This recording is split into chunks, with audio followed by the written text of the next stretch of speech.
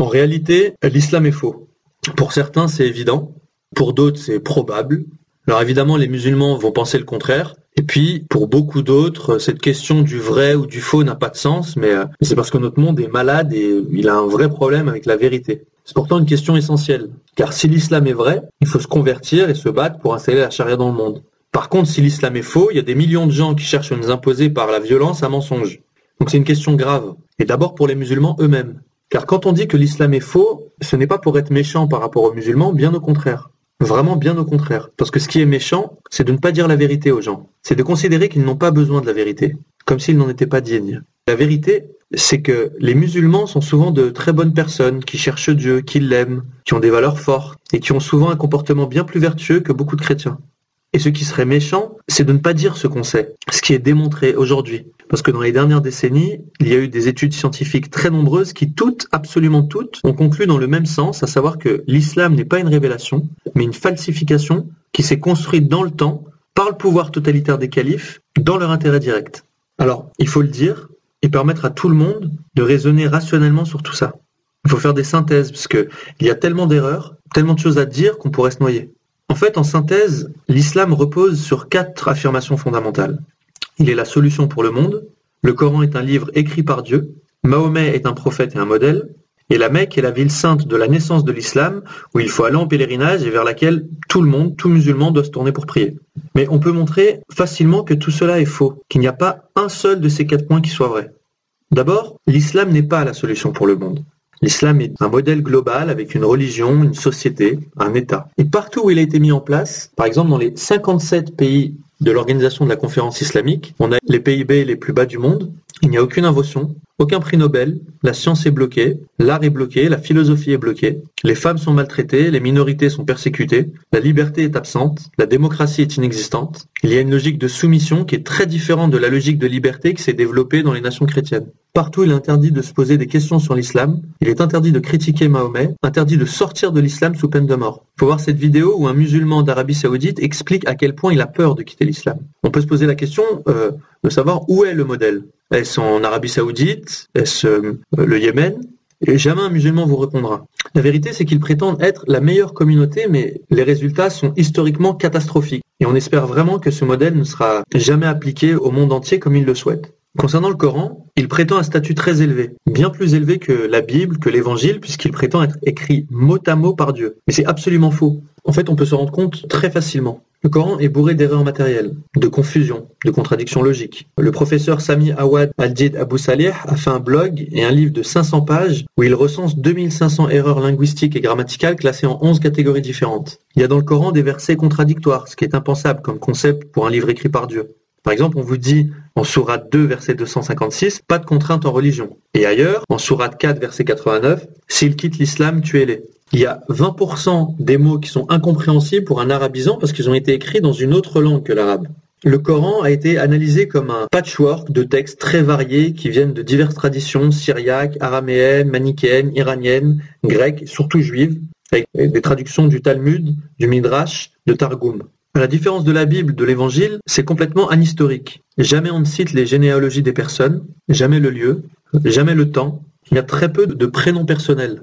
Et puis, le texte est bourré d'appels au meurtre, d'appels à la violence. Le Coran, qui est un livre en vente libre en France, demande de tuer des catégories entières de personnes. Ceux qui ne croient pas à l'islam, ceux qui recouvrent la vérité et ceux qui associent d'autres divinités à Dieu. Le mot qatala veut dire combattre dans le sens de tuer. Et ce mot est répété 65 fois dans le Coran. 165 versets ordonnent aux hommes de recourir à la violence. 185 versets ordonnent de répandre l'islam par la force armée. Il y a 200 mentions du feu de l'enfer en des termes atroces pour faire peur, pour soumettre. Et il y a 949 menaces contre les insoumis.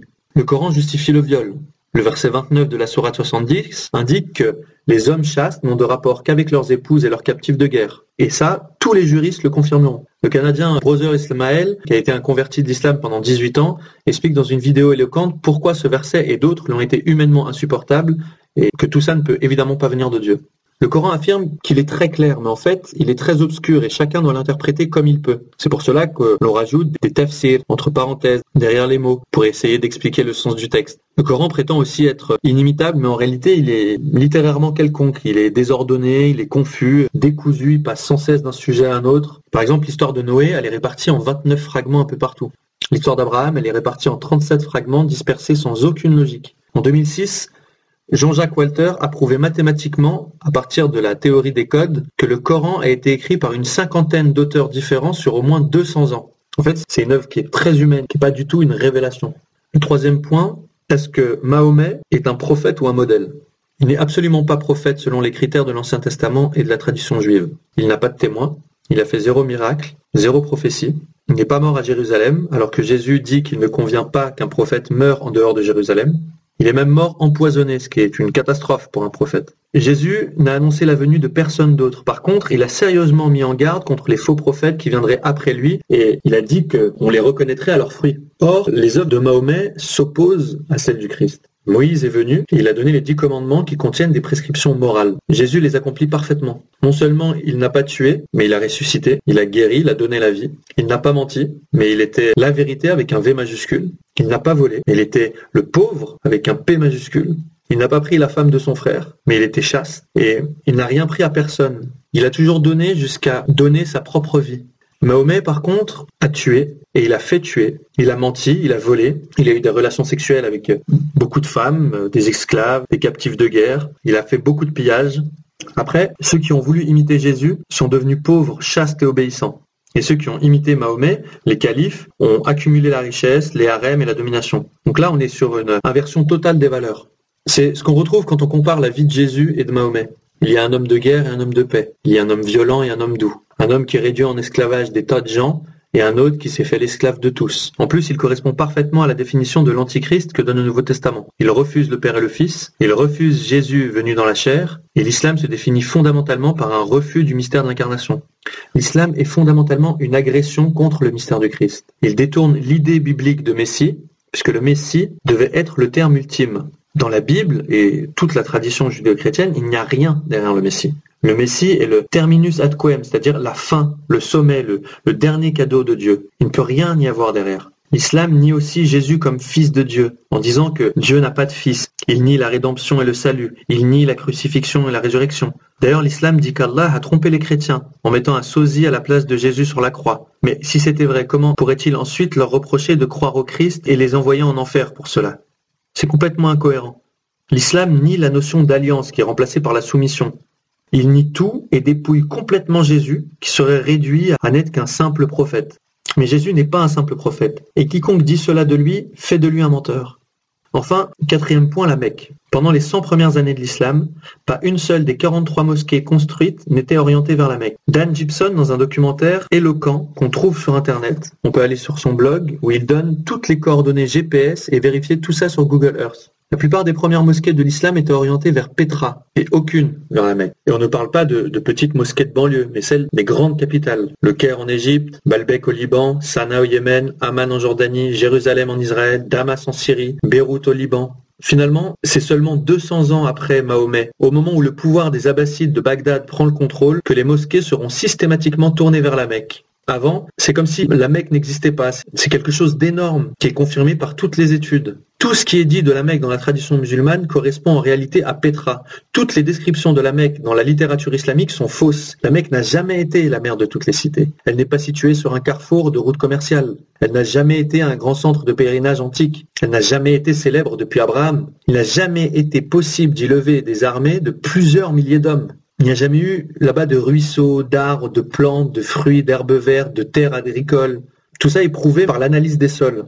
Il est absolument démontré aujourd'hui que tout ça est impossible et faux. La Mecque est en réalité au fond d'une cuvette, éloignée de toutes les routes antiques, au milieu d'un désert rocheux où rien n'a jamais poussé, avec des températures qui atteignent 50 degrés à l'ombre, avec à peine 10 cm d'eau de pluie par an, et les gigantesques excavations réalisées sur place par les Saoudiens n'ont jamais révélé la moindre archéologie antique. La Mecque n'est jamais citée dans aucun texte ou aucune carte antique. Elle n'entre dans l'histoire qu'après 690, c'est-à-dire plus de 50 ans après Mahomet. Ce que le Coran appelle ville sainte le lieu de rassemblement interdit, le lieu des pleurs, ne correspond pas à la Mecque, contrairement à ce que l'histoire officielle a voulu nous faire croire. Par contre, Petra correspond à toutes ces descriptions, comme le montre Dan Gibson. En fait, le mythe de la Mecque a été inventé par les califes pour créer une ville sainte purement arabe. Il faut donc éclaircir cette question. Comment cette manipulation a-t-elle pu se construire ? On peut aujourd'hui reconstituer assez précisément les choses en se servant des sources extérieures à l'islam et des éléments de la tradition musulmane, en pointant et en expliquant leur incohérence. Les Koraïchites, la tribu de Mahomet, étaient en fait du nord de la Syrie. Cela a été démontré par la toponymie. Selon toutes les traditions, Mahomet a été chef de guerre, en gros, entre 610 et 632. Il a fait 60 razzias, il a accumulé du butin, il a commencé avec 300 cavaliers, et il a fini avec 10 000 qui écumaient le Moyen-Orient. Une razzia, c'est simple. Vous descendez dans un village, vous tuez tous les hommes, vous prenez les femmes et les enfants en esclaves, et vous ramassez le butin. Il y a une sourate entière, la sourate 8, dont le titre est « Le butin ». Il est dit au premier verset que le butin devait revenir à Mahomet.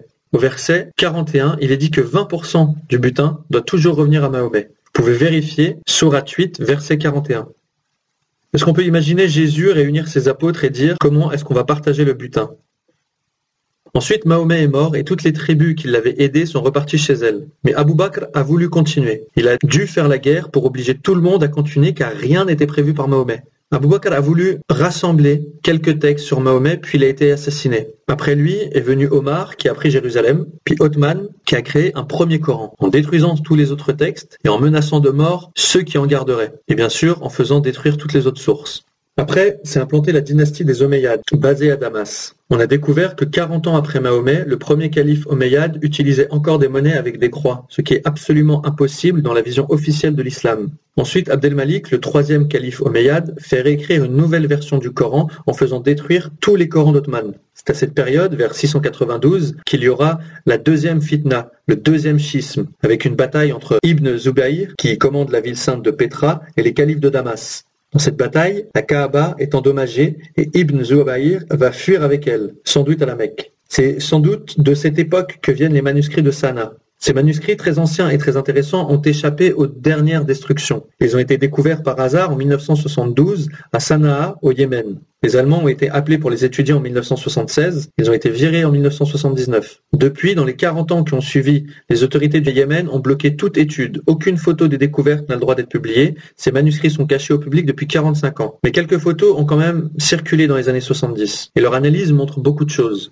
Ce sont d'abord des palimpsestes, c'est-à-dire qu'on a effacé et recopié dessus. Ces documents montrent un Coran incomplet. Par exemple, la fin de la sourate 48 manque, le seul endroit où il y a Makka. Par exemple, il manque 10 sourates entre la sourate 26 et la sourate 37. On retrouve la même chose sur un ancien manuscrit de Berlin où il manque à cet endroit 6 sourates. Tout cela confirme la rédaction progressive du Coran. Ensuite, après quelques dizaines d'années, il y a à partir de 750 une grande razzia vers l'est et la dynastie des Abbassides s'installe en créant la ville de Bagdad. Les seuls Corans complets dont on dispose datent de cette période 200 ans après Mahomet.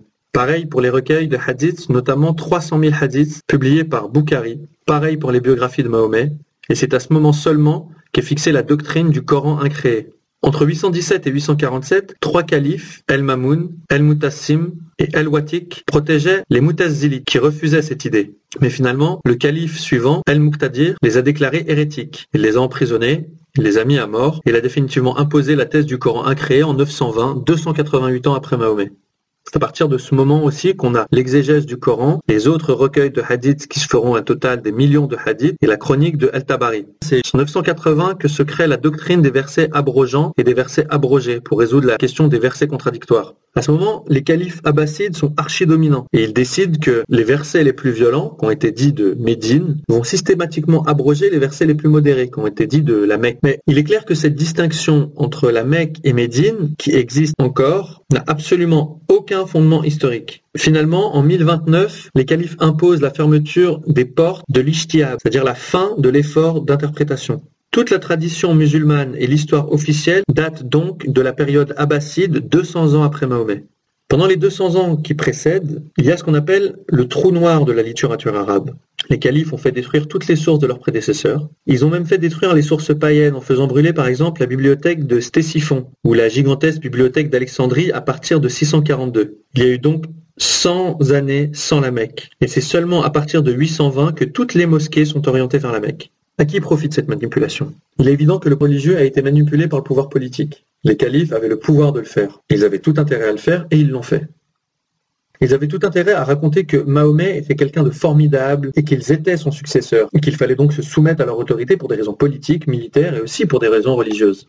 Tous ces éléments confirment qu'on ne peut évidemment pas faire confiance à l'historiographie officielle islamique et dictée sous le pouvoir absolu des califes. Et est-ce qu'il faut s'en étonner? Depuis quand un pouvoir absolu et totalitaire pourrait-il être une source crédible? Est-ce qu'on peut faire confiance à l'historiographie officielle de la Corée du Nord et croire tel quel tout ce que raconte la propagande de Kim Jong-un et de ses prédécesseurs? Bien sûr que non. Eh bien, dans le cas de l'islam, on est dans un cas très comparable avec un contexte impérial et un pouvoir totalitaire qui généralise les entreprises de destruction de documents qui ne vont pas dans le bon sens. Bref, tout ce qu'affirme l'islam sur son histoire est faux et archi-faux. En réalité, l'islam est bien une idéologie de conquête, ce n'est absolument pas une religion de paix. Les califes ont organisé l'expansion militaire de l'islam qui a conduit à la conquête de l'Empire perse, à la conquête de l'Afrique du Nord, à la conquête de l'Espagne jusqu'à Poitiers. Ce n'était évidemment pas des guerres défensives. Avec tout cela, comment on peut expliquer que certains croient encore à tout cela? En fait, c'est un système autoréférentiel qui fonctionne comme un bloc idéologique. Si on vous dit que Mahomet a fait quelque chose d'horrible, ça va être justifié par le Coran. Si on demande pourquoi est-ce que vous croyez au Coran, on va vous dire parce que l'islam dit que c'est le livre de Dieu. Et pourquoi est-ce que vous croyez à l'islam? Parce que Mahomet est le prophète de l'islam. Il faut donc tout prendre ou tout laisser. Et quand on commence à avoir des doutes, c'est pas facile parce qu'il y a une très grosse pression sociale. C'est pas facile de quitter l'islam, on risque sa vie. Il est très dur d'entrer dans le judaïsme ou dans le christianisme. Il faut le vouloir, cela se mérite, ça prend du temps. En revanche, il est très facile d'en sortir, parce que la liberté est fondamentale pour l'amour. Pour l'islam, c'est absolument l'inverse. Il est très facile d'y entrer, cela se fait en quelques minutes. Il suffit de prononcer la profession de foi devant 2 témoins, mais il est par contre impossible d'en sortir sans risquer la mort, ou au moins la mort sociale. L'islam est une prison qui prive de liberté. Et heureusement, avec les horreurs de ces dernières années, de plus en plus de gens voient clair. Aujourd'hui, beaucoup ont le courage d'étudier la question et de se convertir à la vérité. On parle de 100 000 convertis en Arabie Saoudite, 600 000 en Indonésie, 6 500 000 chaque année en Afrique. Mais en France, il faut que ça progresse. Donc en résumé, l'islam n'est pas la solution pour le monde, le Coran ne vient pas de Dieu, Mahomet n'est ni prophète ni modèle, et la Mecque n'existait même pas au temps de Mahomet qu'il n'y a jamais mis les pieds. Conclusion, l'islam est vraiment faux. Attention, cependant, il faut toujours faire la distinction entre les musulmans et l'islam. Cette distinction entre les musulmans et l'islam, elle est vraiment capitale. Par exemple, le Concile Vatican II dit toujours du bien des musulmans, mais il ne parle jamais de l'islam. À Medjugorje, la Sainte Vierge dit « Aimez vos frères musulmans ». L'islam est un système abominable, mais les musulmans ont souvent une religiosité admirable.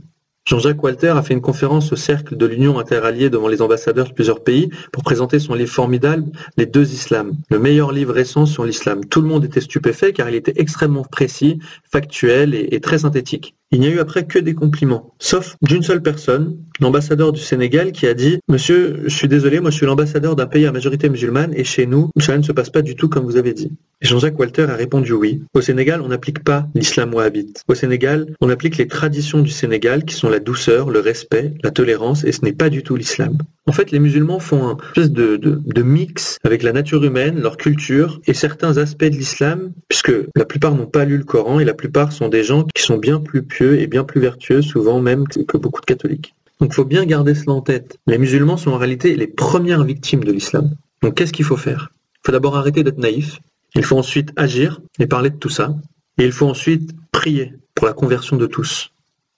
En tout cas, que chacun réfléchisse avec tous ces éléments et que chacun fasse selon sa conscience.